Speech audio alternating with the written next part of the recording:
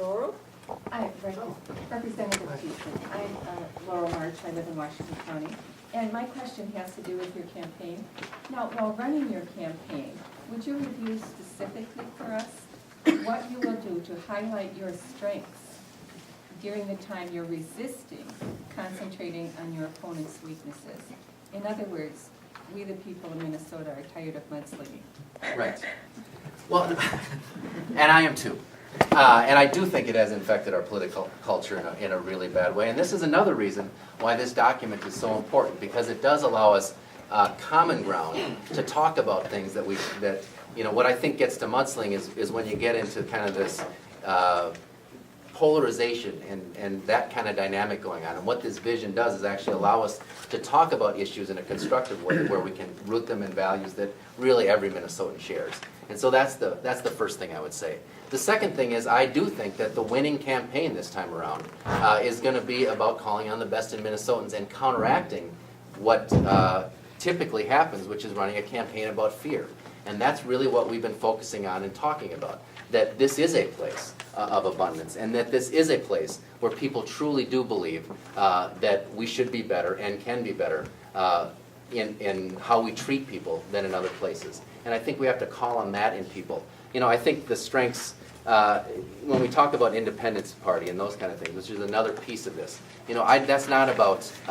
that's not really about any particular issue. What it is getting away from ideology, and I think ideology drives us in bad directions, and really coming back to authenticity and engaging people like like we're doing here tonight, and really talking with people one-on-one, engaging people and listening to people's ideas and talking to them in that way. And so I think that's actually a strength that I bring to this campaign.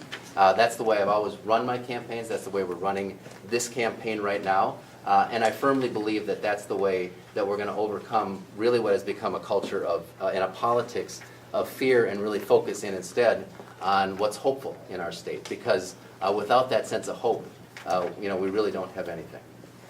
Thank you so much. And our final question will come from Sally. Hi. I was a medical assistant for 25 years, so I worked in clinics and saw what a mess healthcare insurance has been.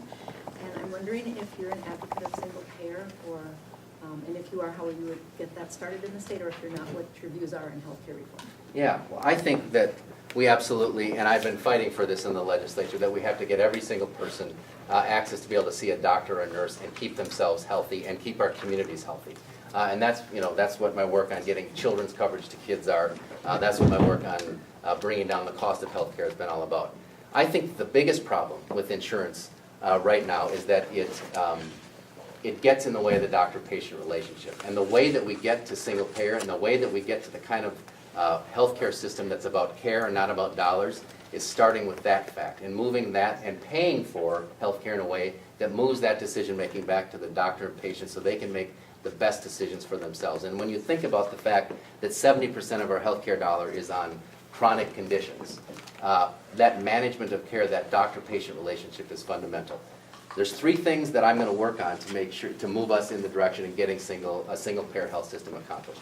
We need federal help in the sense we need more flexibility at the federal level, and I've been advocating with our congressional delegation to make sure that they leave us as much flexibility as possible so that we can continue to pay and have the high-quality, low-cost health care that we have in Minnesota.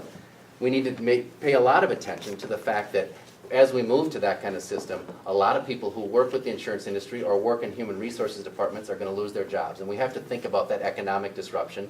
That's something that I'm very much focused on. And we honestly have to do a better job of selling what is essentially a doubling of state-level taxes. Now, I am convinced that it actually will save a lot of money in our overall healthcare costs in this state to move to that system. I don't think we've done a good enough job yet of selling that system, and that's why a movement like this is really important, because it does provide those voices, that public support, to make the case that we can do better, that we can save money, and we can do it in a way that restores trust in government, because that's at the end of the day what that discussion is all about. So I think it's the make or break issue for the state. It's the thing I'm most passionate about, is making sure every person in the state, gets access to health care. Thank you for asking that question. And now let's give a big fat round. Oh, is that it?